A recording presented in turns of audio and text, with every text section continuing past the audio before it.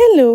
അടുത്ത വർഷം weight loss പോലെ തന്നെ ഞാൻ ഫോക്കസ് ചെയ്യണമെന്ന് വിചാരിക്കുന്നൊരു കാര്യമാണ് സ്കിൻ കെയറും ഹെയർ കെയറും.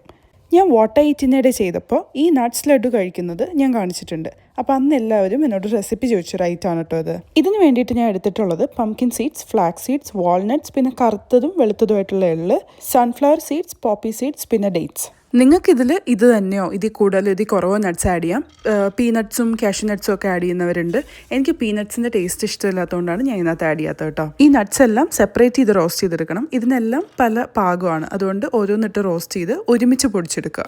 ഇത് മിക്സിയിൽ പൊടിച്ചെടുക്കുമ്പോൾ ബാച്ചായിട്ട് പൊടിച്ചെടുക്കാൻ ശ്രദ്ധിക്കുക കേട്ടോ, ഇല്ലെങ്കിൽ മിക്സിയുടെ കാര്യം ഒരു തീരുമാനമായി കിട്ടും. അതുപോലെ ഇതിൽ പ്രധാനമായിട്ട് ശ്രദ്ധിക്കേണ്ട ഒരു കാര്യം എന്താണെന്ന് വെച്ചാൽ ഈ നട്ട്സ് ലഡു ഭയങ്കര കാലറി ഡെൻസ് ആണ്. ഒരു 1 ബൈറ്റ് സൈസൊക്കെ ഉള്ള ഒരു കുഞ്ഞു ലഡുവിന് തന്നെ ഒരു 100 കാലറീസ് അടുത്ത് വരും, കാരണം ഇത്രയും നട്ട്സ് ഒക്കെ ഉള്ളതുകൊണ്ട്. അതുകൊണ്ട് ഞാൻ ഇതൊരു ബാച്ച് ഉണ്ടാക്കി വെച്ച് കഴിഞ്ഞാൽ പിന്നെ അത് കഴിച്ചു കഴിഞ്ഞ് പിന്നെ ഒരു ഗ്യാപ്പ് എടുത്തിട്ടാണ് അടുത്ത ബാച്ച് ഉണ്ടാക്കാറുള്ളൂ. അത് മാത്രമല്ല ഇതിന്റെ സൈസ് ഒത്തിരി വലുതായി പോകരുത്, ചെറിയൊരു ബൈറ്റ് സൈസ് ആക്കി എടുക്കണം നമ്മൾ ലഡു ഉരുട്ടിയെടുക്കുമ്പോൾ. ഡേറ്റ്സിന്റെ അളവ് നിങ്ങൾക്ക് ഡിസൈഡ് ചെയ്യാം. ഞാൻ വളരെ കുറച്ച് ഡേറ്റ്സ് എടുത്തിട്ടുള്ളൂ ഇവിടെ. അതിന്റെ ഒരു മധുരം മാത്രമേ ഈ ലഡുവിന് കാണുള്ളൂ. പിന്നെ ഇതൊരു ചെറിയ ചൂടുള്ളപ്പോൾ തന്നെ ഉരുട്ടിയെടുക്കാൻ ശ്രദ്ധിക്കുക. ഇത് ഭയങ്കര ന്യൂട്രിയൻ റിച്ച് ആയിട്ടുള്ള ഒരു സാധനമാണ്. വെറും വയറ്റിൽ വാം വാട്ടർ ഒക്കെ കുടിച്ചു കഴിഞ്ഞ് ഇതൊരെണ്ണം കഴിക്കാവുന്നതാണ്. അപ്പോൾ ശരി, ബൈ.